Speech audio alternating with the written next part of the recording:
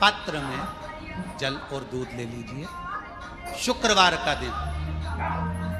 तो कहोगे गुरुजी ये कथा कहाँ से निकाल के लाए हो? तो विष्णु पुराण में से आप उसको स्मरण कर सकते हैं। काय में से? विष्णु पुराण में से। एक पात्र में देसी गाय का दूध, जल उसमें रखकर, और आपके यहाँ अगर लड्डू गोपाल हो, यदि आपके घर में ठाकुर जी हो, लड्डू गोपाल हो, विष्णु जी का कोई स्वरूप हो, श्री हरि का कोई स्वरूप हो, तो उस पर शुक्रवार के दिन आप संध्या के समय पर दुर्वा डालकर उस दुर्वा से अगर लक्ष्मी जी के नामों का 108 बार उच्चारण कर कर, घी का दिया लगाकर, कैसर के चावल साथ में रखकर केवल उस जल का और दूध का मात्र छींटा देते हो, तो उसके घर में कभी लक्ष्मी की कमी नहीं आ सकती, संपदा बढ़ती चली जाती है।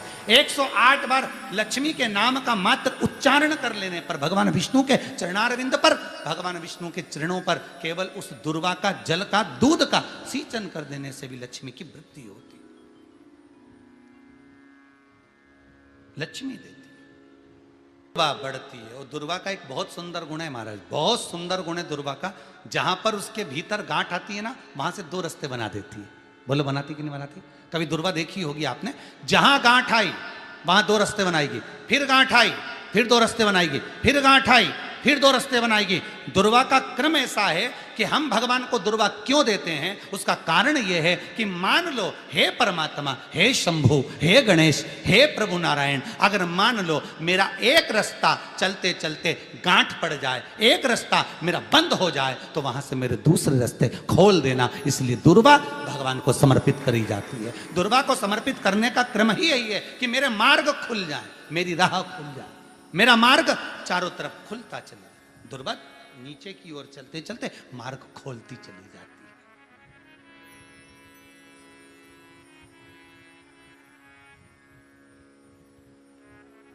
अमृत है ये, इसलिए नष्ट नहीं होती। तोड़ के रख लेना, प्रैक्टिकल करके जरूर देखना, सीवर वाला महाराज कहीं झूठ तो नहीं बोल रही है। तोड़ कर रखो दुर्वा को, बोरी में भर कर रखो। 4 साल, 6 महीने, 8 महीने बाद सूख जाए, बेकार हो जाए, उसके बाद भी उसको खेत में, बगीचे में कहीं ले जाकर पटक देना, 8-15 दिन पानी देना, देखो फिर वापस वही हरी की हरी होना, वही कहीं ना कहीं से स्फुटित होते फिर आगे बढ़ना चालू कर देगी। उसका तत्व है अमृत, वो अमर है, मरती नहीं, फिर चालू हो जाती। शिव कहते हैं यही अमरता है, यही अमरता है कि दुख आया तो मरने की नहीं सोचना है। तकलीफ आई, कष्ट आया, रोग आया, बीमारी आई, थोड़ा सा तकलीफ आ गई, थोड़ी बीमारी आ गई, थोड़ा दुख आ गया, तो ये मत सोचना हमें मरना है। नहीं नहीं नहीं, अभी तो और जीना है। तो किस लिए जीना है? कोई कहेगा इसको कहीं आसक्तियां होंगी, घर की, परिवार की, कुटुंब की, कबीले की, इसलिए जीना चाहती है, इसलिए जीना चाहता। नहीं, आसक्ति एक रखना कि मैं जीना इसलिए चाहता हूं, मैं और जीना चाहती हूं, इसलिए चाहती हूं कि अब मैं भगवान का भजन करना चाहती हूं। अभी तक मैंने परिवार, कुटुंब, कबीले, संसार के लिए करा, अब जितनी जिंदगी दी उस मालिक ने, अब मैं उसका भजन करूं। दुर्वा भगवान विष्णु को चढ़े, दुर्वा गणेश जी को चढ़े, दुर्वा शिव जी को चढ़े, दुर्वा ब्रह्मा को चढ़े, दुर्वा इंद्र को चढ़े, दुर्वा पितरों को चढ़े। कितना सुंदर कहा है। जिसके घर में पितृदोष प्रबल होता है, बहुत प्रबल पितृदोष है, तो उसके घर के जहां पानी का मटका रखा था, पितृदोष मालूम है ना? पितृदोष का लक्षण क्या होता है? 1 रुपए कमाओ, 1.25 रुपए खर्च हो, समझ लेना पितृदोष है। रात्रि को सो गए तुम, बड़े चक नींद आ गई तुमको, बहुत प्रेम से सो गए, सोने के 1.5 घंटे या 2 घंटे बाद तुम्हारी नींद खुल जाए और कम से कम आधे घंटे तक तुमको भूख लग रही हो, समझ लेना पितृदोष है। सोकर उठने के बाद में जैसे ही 1-2 घंटे की नींद हो गई और अचानक नींद खुल गई और तुम्हें भूख लग रही है, भूख लग रही है, प्यास लग रही है बहुत तेज, अभी सोए हो, 1.5 घंटा ही हुआ, 2 घंटा ही हुआ, भूख लगने लगी, बहुत तेज भूख लग रही है, समझ लेना पितृदोष है। पितृ भूखे हैं, भोजन की याचना कर रहे हैं, भोजन की याचना। सोने के बाद तत्काल नींद खुले 2 घंटे के बाद भूख लगे, उसका भी एक समय बताया है महाराज ब्रह्मवर्ता पुराण के अंतर्गत कि रात्रि को सोने के बाद में 1 घंटे की नींद हो जाए और उसके बाद में 2 घंटे के अंदर वापिस नींद खुल जाए और भूख लगने लगे तो समझ लो पितृ भूखे हैं, भोजन मांग रहे हैं, अन्न मांग रहे हैं, पितृ दोष है।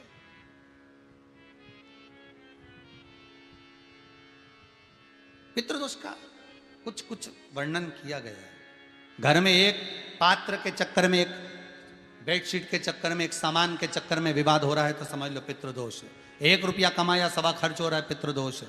घर में एक बीमार, दूसरा फिर बीमार हो गया, तीसरा फिर बीमार हो गया, एक ठीक हुआ, एक बीमार हुआ, पितृदोष है। पितृदोष का भाव तो उसके लिए करना क्या है? शिव महापुराण की कथा कहती है, सुंदर गणेश जी का चरित्र वर्णन करता है, स्कंद पुराण कहती है, विष्णु पुराण कहती है कि दुर्वा 21 दुर्वा की गांठ बनाकर, 7 गांठ 21 दुर्वा की बनाकर जो अपने पितरों का मटका, मटका मतलब परिंदा, हंडा जो भी पानी का भरते हो, उसके नजदीक में मात्र एक कटोरी में चावल रखकर उसमें अगर दुर्वा रख देता है तो मात्र 5 या 7 दिन में पितृदोष समाप्त होना प्रारंभ हो जाता है। उसके घर में लक्ष्मी की वृद्धि होने लगती है, सुख शांति अपने आप आने लगती है, उसका क्लेश समाप्त हो जाता है। दुर्वा में वो गुण है जो पितृ भी उसका भाग अमृत तत्व प्राप्त करना चाहता, अमृत देना चाहता। और सरल भाषा में समझिए, जिसकी फैक्ट्री नहीं चल रही हो, फैक्ट्री में बार बार कुछ तकलीफ आ रही हो, गाड़ियां नहीं चल रही हो, 4 व्हीलर गाड़ियां ले रखी हैं, कभी ट्रक गड़बड़ हो रहा है, कभी ट्रक में ये हो रहा है, कभी गाड़ी में ये हो रहा है, कभी बस में ये हो रहा है, बस एक काम करना है, दुर्वा का थोड़ा सा भाग लेकर पानी के लोटे में उसको डालकर 5 अक्षत के दाने उसको पटक कर उस गाड़ी के अंदर उस कलश को रख दो, बस आधे घंटे के लिए, और उस पानी को चक्के के चारों तरफ डालते डालते जाइए दुर्वा के साथ में, तकलीफ नहीं देगा। फैक्ट्री का भी यही प्रमाण है। दुर्वा में वो अमृत तत्व छुपा है जिसका सुख आनंद दे जाता है, आनंद। शिव पुराण कह रही है महाराज, दुर्वा का एक नाम और है, उसका नाम है अमृत जन्मा। क्या नाम है? अमृत जन्मा, दुर्वा का एक नाम और है। मारवाड़ी लोग इसको ध्रुवी बोलते हैं, ध्रुव बोलते हैं। दुर्वा का वो सुख, शंकर भगवान गौ माता दूध की धार लगाती है, इसलिए दुर्वा का दूध से बड़ा मिलन है, बड़ा आनंद है, बड़ा बड़ा सुख है। कोई भी ग्रह अनुकूल नहीं है, सब बेकार चल रहे हो, सब प्रतिकूल चल रहे हो, दूध के पात्र में दुर्वा डाल लो, पीपल के वृक्ष के नीचे चढ़ा कर आओ, राहु केतु शुक्र शनि जो भी गड़बड़ है सब सुधरना चालू हो जाता है। दुर्वा का वो सुख। जिस नदी में स्नान करो, तीर्थ में जाकर उस नदी के पास में कोई बगीचा लगा हो, वहां की दुर्वा को तोड़कर स्नान करते समय नदी में मात्र विसर्जन कर देने पर पितरों को पिंड पहुंच जाता है। मात्र उस दुर्वा का विसर्जन कर देने पर पितरों को पिंड का भाग मिल जाता है। अभी ना तो तुम्हारे पास में आटा है, ना तुम्हारे पास में चावल है, ना तुम्हारे पास में पिंड है, ना कोई तुम्हें संकल्प छुड़ा रहा है, ना कोई तुम्हारे पास में वस्तु है, उसके बाद भी पितरों को भाग मिल रहा है। काय से? केवल एक दुर्वा के तत्व से। स्नान करने से पहले पवित्र नदी में, गंगा यमुना नर्मदा सरयू आदि किसी पवित्र नदी में आप स्नान कर रहे हो, वहां के बगीचे में घूमकर आप जाते तो हो, पैदल ही नहाने जाते हो, तो घाट के आसपास में कोई बगीचा, वहां की दुर्वा तोड़ ली, एक दुर्वा नहाने से पहले अपने पूर्वजों पितरों के नाम से नदी में छोड़ दी। फूल तो छोड़ते ही हो, दिया भी छोड़ते हो, बस एक ही चीज नहीं छोड़ते, वो दुर्वा, और वो ही काम की, वही काम की। तुम कुछ छोड़ो ना छोड़ो, एक दुर्वा का भाग छोड़ दिया, वो पितरों के लिए सुख प्रदान करने वाला। शिव पुराण कह रही है महाराज, देवताओं को अमृत कितनी बार मिला? 1 बार। दुर्वा को अमृत कितनी बार मिला? जम के बोलिए, 5 बार। कार्य सिद्धि के लिए 5 दुर्वा गणेश जी को चढ़ाई जाती है, आज भी नियम।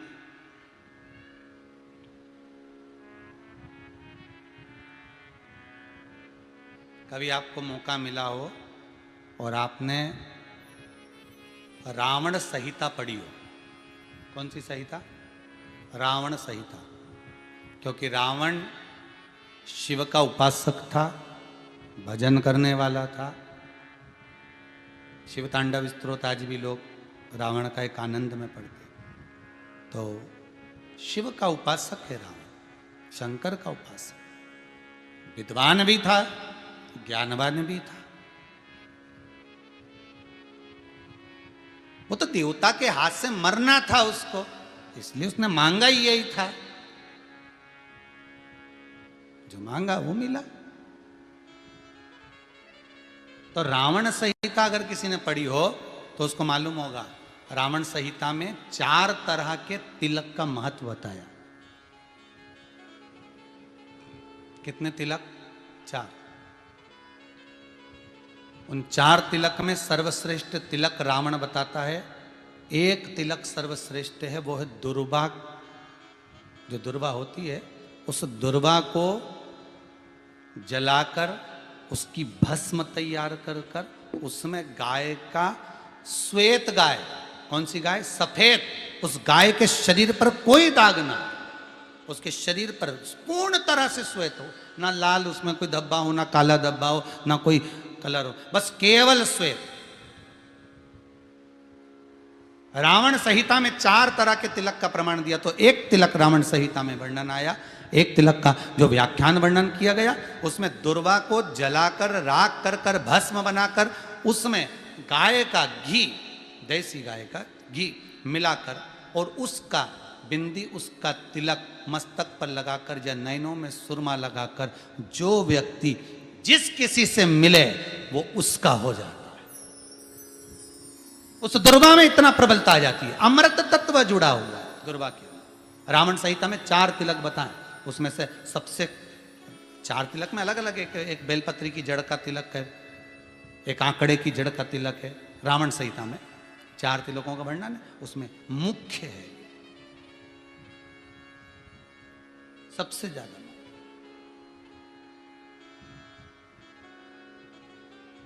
हम तो कहेंगे, अगर मान लो वैसे तो नौकरी करने जाओ, सर्विस करने जाओ तो आंख में काजल लगा कर जा नहीं सकते, नहीं तो लोग ही कह देंगे कहाँ से आया है। मालूम पड़े तुम नौकरी के लिए इंटरव्यू देने जाओ और आंखों में काजल लगा के चले जाओ, तो फिर भी एक प्रयास करना, फिर भी एक प्रयास करना, उस दुर्वा का जो काजल बनाओ, मूछे हो, दाढ़ी हो, कहीं कहीं पर भी उसकी एक बिंदी लगा कर चले जाओ, वो असर करेगी और आपको वो जॉब मिल ही जाएगा, ये पक्का है। उसमें आकर्षण होता है। दुर्वा आकर्षण का केंद्र करती है। आपको कभी आपके नयनों में दर्द हो रहा हो, जलन हो रही हो, तो आप दुर्वा, हरी भरी दुर्वा हो, वहां थोड़ी देर चलने का प्रयास करिएगा, आपके नेत्रों का विकार समाप्त हो जाएगा। दुर्वा में वो एक सुख है, वो अमृत छुपा हुआ, और एक बार का अमृत नहीं, 5 बार का अमृत दुर्वा के अंतर्गत।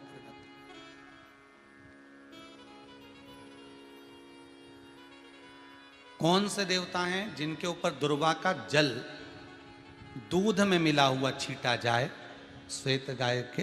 देखो दूध का प्रमाण बार बार दुर्वा के साथ आया, उसका कारण क्या है? क्या कारण हो सकता है उसका? उसका एक कारण है, समुद्र मंथन के समय पर सबसे पहले कुछ निकला था, तो समुद्र मंथन में सबसे पहले निकली थी गौ माता निकली थी। क्या निकली थी? गाय। सबसे पहले निकली थी गाय। और कितनी गाय निकली थी? 5। पहली नंदा, दूसरी सुभद्रा, तीसरी सुरभि, चौथी सुशीला, 5वीं बहुला। ये 5 गाय समुद्र मंथन में निकली। अब समुद्र मंथन में जब गौ माता निकली तो सारे 33 कोटि देवता मंथन में जो लगे हुए थे, उन मंथन को करते करते देवता थक चुके थे। सारे देवता थक चुके थे। बहुला सुरभि और सुशीला से बोली, सुभद्रा से बोली, नंदा से बोली, अपना काम है, एक काम करो, अपन आप रूप दूध की धार बहाना प्रारंभ करो। अपने आप दूध की धार हम मृत्यु लोक में हम भेजें इन देवताओं के लिए, तो देवताओं को अमृत तत्व मिलेगा, आनंद होगा। और गौ माता ने ऊपर खड़े होकर जो दूध बहाना प्रारंभ करा, वो देवताओं के मुख में आधा तो गया और आधा दूध समुद्र पर जब गिरा, और जो मंथन चल रहा था उस मंथन के चलते, कभी दूध का दही का मंथन करना तो क्या निकल कर आएगा, मक्खन आ जाएगा। वो मक्खन तैरता हुआ समुद्र की लहर से दुर्वा पर जा पड़ा। इसलिए आज भी दुर्वा के साथ में गौ माता के दूध का बड़ा प्रमाण, वो भी देसी गाय, जर्सी नहीं, विदेशी नहीं, देसी गाय। और देसी गाय का दूध का बड़ा बड़ा प्रमाण है साहब। हम कई बार कथाओं में कहते हैं, जैसा खाया अन्न, बोलते जाओ, वैसा हो गया मन, जैसा पिया पानी वैसी हो गई वाणी, और जैसा पिया दूध वैसी बन गई बुद्ध। बुद्धि कैसे बनी है? दूध से बनी। डब्बे का दूध पियोगे तो डब्बे हो जाओगे, थैली का दूध पियोगे तो थैली, बोतल का दूध पियोगे तो बोतल। दूध का बड़ा असर।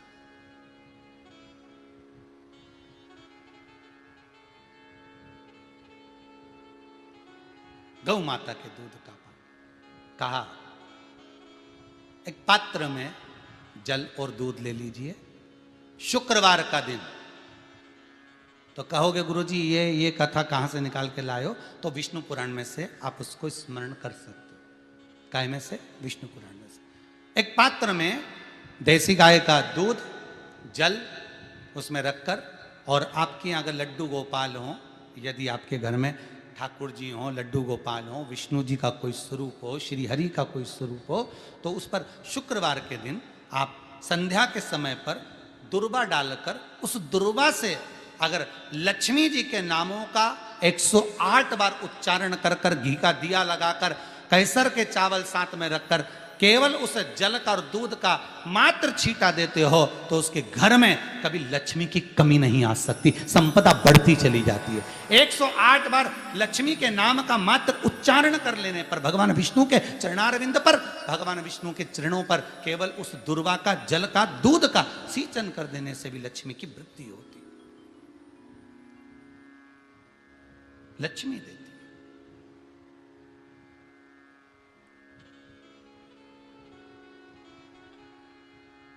दुर्वा बढ़ती है, और दुर्वा का एक बहुत सुंदर गुण है महाराज, बहुत सुंदर गुण है दुर्वा का। जहां पर उसके भीतर गांठ आती है ना, वहां से 2 रास्ते बना देती है। बोलो बनाती कि नहीं बनाती? कभी दुर्वा देखी होगी आपने, जहां गांठ आई वहां 2 रास्ते बनाएगी, फिर गांठ आई फिर 2 रास्ते बनाएगी, फिर गांठ आई फिर 2 रास्ते बनाएगी। दुर्वा का क्रम ऐसा है कि हम भगवान को दुर्वा क्यों देते हैं, उसका कारण यह है कि मान लो, हे परमात्मा, हे शंभु, हे गणेश, हे प्रभु नारायण, अगर मान लो मेरा एक रास्ता चलते चलते गांठ पड़ जाए, एक रास्ता मेरा बंद हो जाए, तो वहां से मेरे दूसरे रास्ते खोल देना। इसलिए दुर्वा भगवान को समर्पित करी जाती है। दुर्वा को समर्पित करने का क्रम ही यही है कि मेरे मार्ग खुल जाए, मेरी राह खुल जाए, मेरा मार्ग चारों तरफ खुलता चले। दुर्वा नीचे की ओर चलते चलते मार्ग खोलती चली जाती है।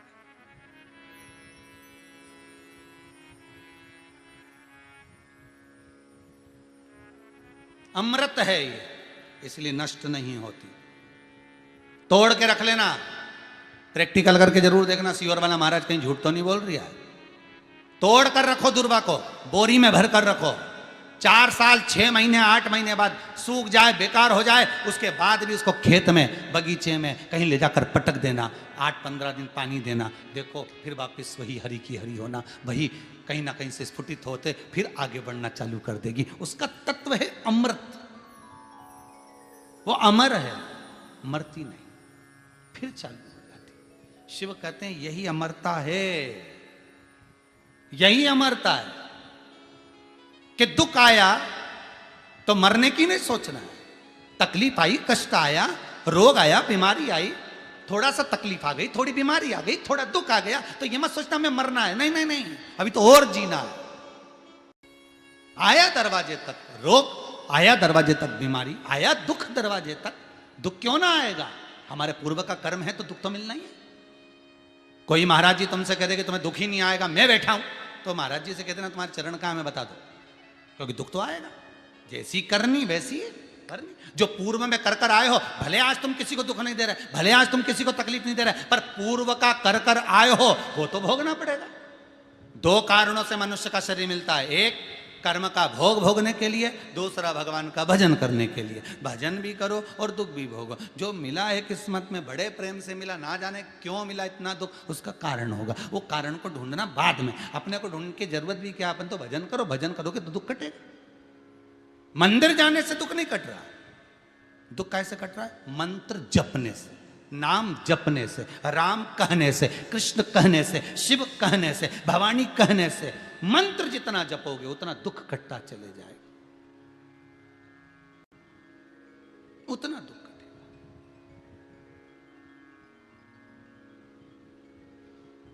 भोला सब दुख काटो हमारा, ओ भोला सब दुख काटो हमारा।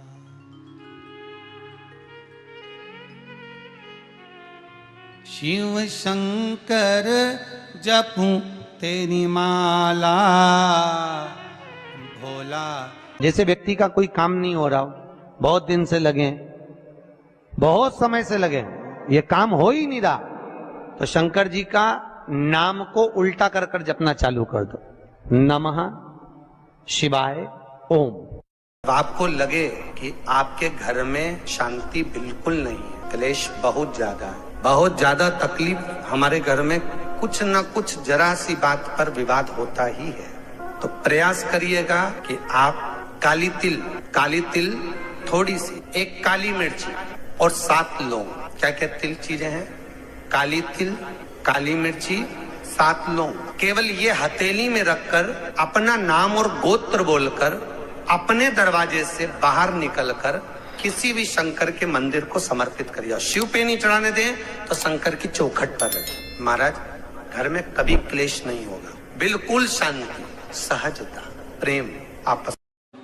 भगवान देवाधिदेव महादेव को जल चढ़ाते हैं, उसके 5 अलग अलग तरीके हैं। बहुत सावधानी से सुनना कथा, आपकी और हमारी जिंदगी की सार्थकता को सिद्ध करने वाली कथा।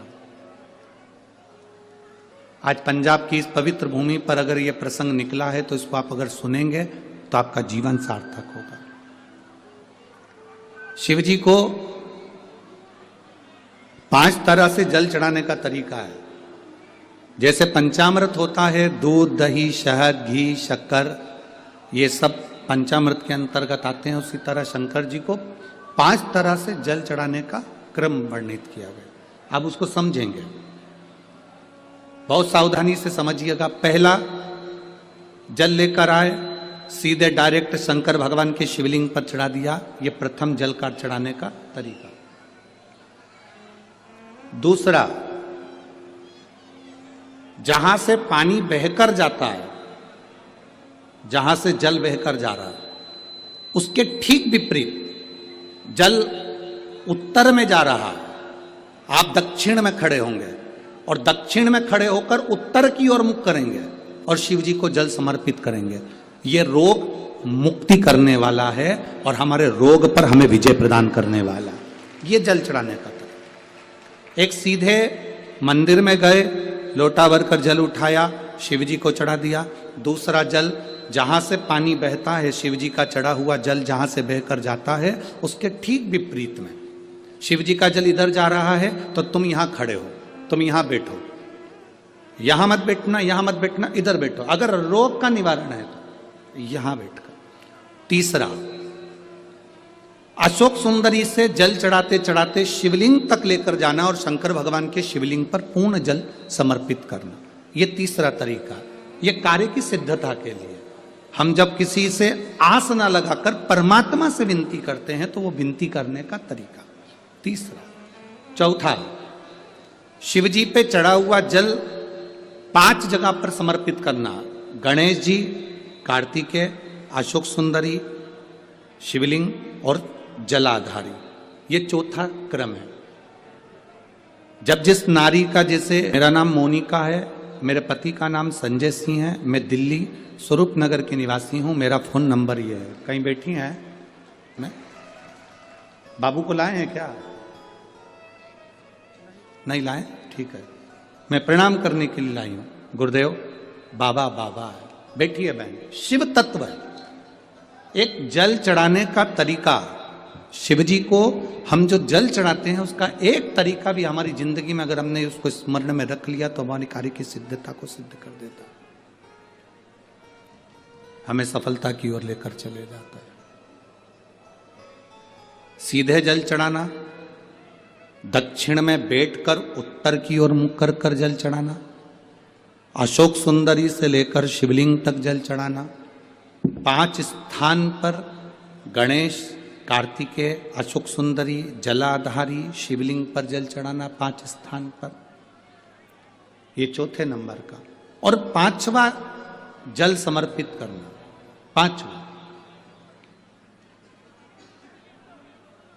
5वें नंबर का जल।